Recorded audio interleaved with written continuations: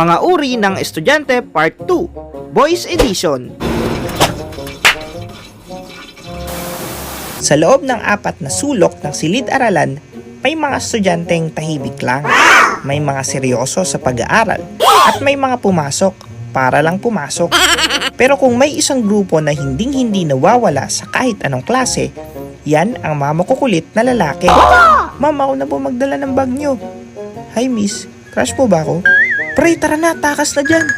Sila ang dahilan kung bakit biglang may tawanan sa gitna ng klase. Sila ang mga may sagot na hindi naman tinatanong at tanong na hindi naman sinasagot. Habang ang teacher ay seryoso nagtuturo, may mga naglalaro sa likod, may mga nagkukwentuhan ng kung ano-ano at may nagsasabing, pre, kailangan na yata natin magka-girlfriend. Bakit? Pumupogi ka na sa paningin ko eh. Yawa! Ngayon, pag-uusapan natin ang ilang uri ng mga boys na makikita at makakasalumuhan natin sa loob ng silid-aralan. Una, the heartthrob. Ito yung mga kaklase nating pinagpala sa kagandahan ng muka. Kahit saang anggulo kasi tignan, mala artista ang dating. Siguro nung umulan ng kagwapuhan, wala sila sa mga naliligo. Sila kasi yata yung nagpapaulan ng kagwapuhan eh. Ito yung mga kakapasok pa lang ng school at classroom, magtitilian na kagad lahat eh. Hi miss, may papel ka? Ma'am, may I go out? Pre, tabi tayo ah. Pangalawa, the backroom boys. Kung may Backstreet Boys, meron din backroom boys. Sila kasi yung mga boys na may sariling klase sa likod ng room. Sila yung mga pinakasikat at tinaguriang boys at the back. Karaniwan, sila yung mga loko-lokong napapagalitan palagi ng teacher. Pero masaya maging tropa ang mga yan. Okay, para makuha natin ang ano, kailangan muna natin anuhin bago ang ano. Kasi ano dapat siya, boys at the back! Ang ingay-ingay ninyo! Hindi kayo tatahimik! Minsan, may sarili rin silang mundo sa likod. Ikaw na lang ang magtataka kung ano ang pinagkakaabalahan nila. Pre, tara dito. Tara, may bago. Hoy, ano yung pinapanood nyo dyan, ha? Pangatlo, the Yaya Boys. Ito naman yung mga boys na kahit saang gimmick, G na G kaagad. Pero syempre, kailangan may karamay sila sa kalokohan nila. Ito yung mga walang kapaguran sa buhay at ginagawa eh. Ito rin yung walang takot sa kung anong pwedeng mangyari sa gagawin niya. Pre, tara kating tayo. Ha? Ayoko nga. Magagalit si ma'am. Malapit naman yung uwian eh. Tara na, computer tayo. Ayoko nga sabi. Libre ko nga. Sige.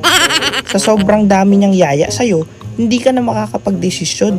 Dahil bago mo pa magawa yun, siya na ang nagdesisyon para sa'yo. Pre, takasan na natin yan. Pre, wag na tayo pumasok bukas. Pre, tambay na lang tayo. Wag na natin gawin yan. Pre, wag na tayo mag-aral. Pang-apat, the Varsity Boys.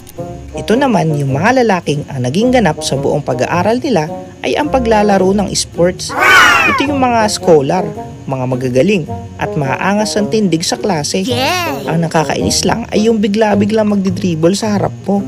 Pero hindi rin naman natin sila masisisi. Parang court kasi yung pagmumukha mo eh. Di joke lang. Oops, sorry. 3 points! Papansin. At pang-5, the maaasahan. Kung maraming makukulit na boys, marami ring maaasahan sa kanila. Natural na kasi sa lalaki ang pagiging makulit. Pero natural din sa kanila ang palaging maagap at maaasahan sa kahit anong bagay. Lalo na kung may group work at paligsahan. Bigyan mo lang sila ng maayos na gagawin, ay tsak, nasusunod sila. Ma'am, buhatin ko na po yung bag nyo. Ay sige anak, salamat. Ma'am, buhatin na kita. Ha? Banjo, ito yung gagawin mo ha. Kailangan matapos yan ngayon. Kapag hindi mo natapos yan, hindi ka na namin isasali sa grupo. Kapag hindi ka nakasali sa grupo, babagsak ka. Kapag bumagsak ka, hindi ka na makakapag-aral. Kapag hindi ka na makakapag-aral, maghihirap ka. Kapag naghihirap ka, oo na! Saglit lang kasi. Last game muna. Yan ay ilan lamang sa mga uri ng mga boys sa klase. Comment mo rin yung iba pang napapansin mo para malaman ng iba.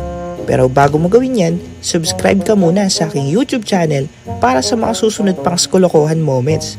Dahil kahit iba-iba man ang trip ng mga boys sa klase, iisa lang ang sigurado. Kung wala sila, kulang ang ating masayang kwento. Hanggang dito na lang muna ha. Ikaw, Alin ka rito?